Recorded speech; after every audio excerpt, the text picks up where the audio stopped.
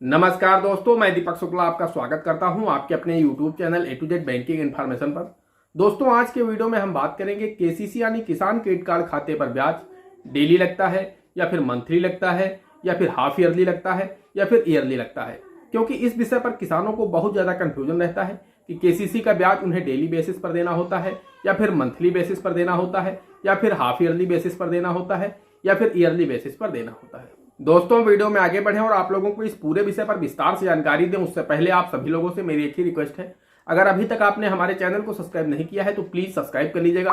साथ ही साथ bell icon भी प्रेस कर लीजिएगा ताकि आने वाले वीडियो के नोटिफिकेशन आपको सबसे पहले मिले। चलिए शुरू करते हैं। दोस्तों, मोस्टली किसान यही समझते हैं कि अगर उन्होंने अपने केसीसी खाते से किसी भी काम के लिए किसी भी महीने की 5 तारीख को बैंक से पैसे विड्रॉल किए और वो पैसा उनके पास वापस 20 तारीख को आ जाता है, तो वो लोग 20 तारीख को पैसा केसीसी खाते में इसलिए भी जमा नहीं करते हैं क्योंकि उन्हें लगता है कि इस महीने का पूरा ब्याज तो बैंक ने हमसे ले ही लिया है, यानी हमारे खाते में इस महीने का ब्याज बैंक चार्ज कर देगा।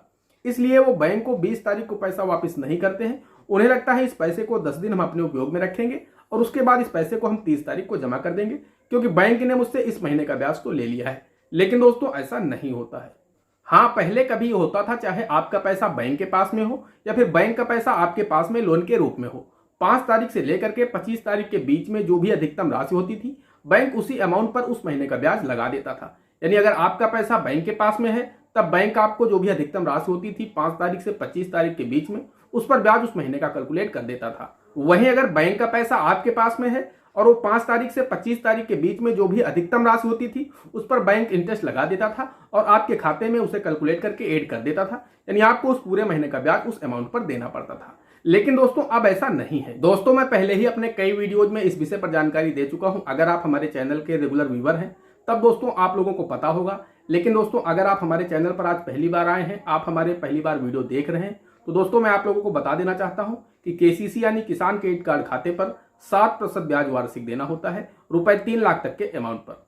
दोस्तों, अगर आप समय से बैंक को पैसा वापस कर देते हैं उस दशा में आपको 3% की सब्सिडी केंद्र सरकार के द्वारा मिल जाती है, यानी तब आपको कुल 4% ब्याज ही वार्षिक देना होता है, रुपए 3 लाख तक के अमाउंट पर। दोस्तों, केसीसी खाते में साल में 2 बार ब्याज लगता है जो कि 6-6 महीने के अंतराल पर आपके केसीसी खाते में ब्याज को ऐड किया जाता है। दोस्तों, पहला ब्याज लगता है आप लोगों के खाते में मार्च के महीने में और जो दूसरा ब्याज लगता है वो आप लोगों के खाते में सितंबर के महीने में लगता है। यानी जो पहला ब्याज लगता है आपके केसीसी खाते में वो 20 मार्च से लेकर के 31 मार्च के बीच में कभी भी आपके केसीसी खाते में ऐड हो जाता है, जो कि 6 माह का होता है। वहीं दोस्तों, जो दूसरा ब्याज लगता है आपके केसीसी खाते में वो 1 सितंबर से लेकर के 30 सितंबर के बीच में कभी भी आपके केसीसी खाते में ऐड हो जाता है। यानी आपके केसीसी खाते में साल में 2 बार ब्याज लगता है जो कि 6-6 माह के अंतराल पर लगता है। दोस्तों, बात करें आपके केसीसी खाते में बैंक किस आधार पर इंटरेस्ट यानी ब्याज को कैलकुलेट करके ऐड करता है, तो दोस्तों हम आपको बताना चाहते हैं कि चाहे आपका पैसा बैंक में किसी भी खाते में जमा हो, चाहे वो एफडी खाते में हो या फिर सेविंग अकाउंट में हो या फिर आरडी अकाउंट में हो या फिर बैंक का पैसा आपके पास में किसी भी लोन के रूप में हो, चाहे आपने कोई सीसी लोन यानी किसान क्रेडिट कार्ड ले रखा हो या फिर आपने सीसी लिमिट बनवा रखी हो या फिर आपने किसी भी टर्म लोन के रूप में बैंक से पैसा ले रखा है जिनमें आपको ईएमआई द्वारा पेमेंट करना होता है, तो दोस्तों चाहे आपके पास में किसी भी लोन के रूप में बैंक का पैसा है या फिर आपका पैसा किसी भी अकाउंट के रूप में बैंक के पास में है, दोस्तों अब जो ब्याज लगता है वो डे बाई डे का होता है। ना ही आपको मंथली आधार पर ब्याज पे करना होता है, ना ही आपको क्वार्टरली आधार पर पे करना होता है, ना ही हाफ ईयरली आधार पर पे करना होता है और ना ही ईयरली आधार पर पे करना होता है। तो ये कंफ्यूजन आप लोगों को अपने दिमाग से हटा देना है। आप लोग जितने दिन भी बैंक का पैसा अपने पास रखेंगे सिर्फ उतने ही दिन का ब्याज आपको देना होता है। साथ ही दोस्तों, मैं आप लोगों को यह भी बताना चाहता हूं कि आपका पैसा जितने दिन भी बैंक के पास रहेगा तो बैंक भी आपको उतने ही दिन का ब्याज देगा। अगर आपने किसी महीने में 3 दिन या 5 दिन या 2 दिन या 1 दिन अपना पैसा बैंक के पास में रखा है तब दोस्तों आपको उस 1 दिन का पैसा बैंक आपको जरूर देगा इंटरेस्ट के रूप में। वही दोस्तों, अगर आपने अपने केसीसी खाते से या फिर किसी भी लोन खाते से पैसा निकाला है और आपने सिर्फ 1 दिन उसे यूज किया है तब दोस्तों आपको सिर्फ 1 दिन का ही ब्याज पड़ेगा।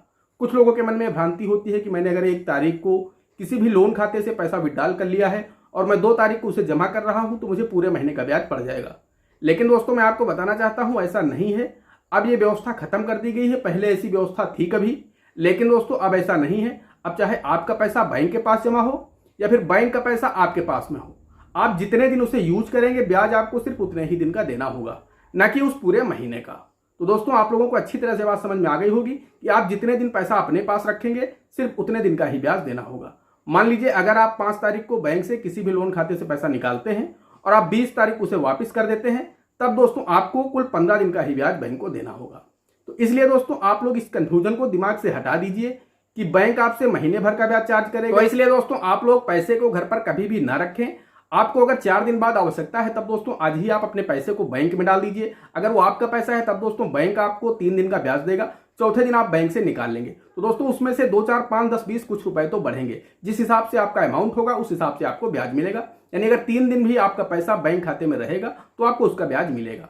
वही दोस्तों अगर आपने बैंक से लोन लिया है और उसके बाद आपने मान लीजिए 5 तारीख को निकाला, 10 तारीख के पास आपके पास पैसा आ गया, तो दोस्तों आप उसे अपने पास न रखिए। आप उसे उठा करके 10 तारीख को ही बैंक में जमा कर दीजिए। भले ही आपको पता है कि मुझे 15 तारीख को इस पैसे की फिर आवश्यकता पड़ेगी, तब दोस्तों आपको क्या करना है कि आपको 15 तारीख को जाकर के फिर से विड्रॉल कर लेना है और उसे यूज करना है। दोस्तों उससे क्या होगा कि आपका 5 दिन का ब्याज बच जाएगा। यानी आपको 5 दिन का ब्याज नहीं देना होगा, क्योंकि आपने 5 तारीख को पैसा निकाला, 10 तारीख को वापस कर दिया, 10 से 15 तक आपको उसकी जरूरत नहीं है, आपने पुनः 15 को विड्रॉल किया, तो अब आपको ब्याज 15 तारीख से देना होगा। 10 तारीख से लेकर के 15 तारीख तक आपको ब्याज नहीं देना है। जब आप 15 तारीख को पैसा विड्रॉल करेंगे उसके बाद जितने दिन भी पैसा आप अपने पास रखेंगे उसका ब्याज आपको देना होगा।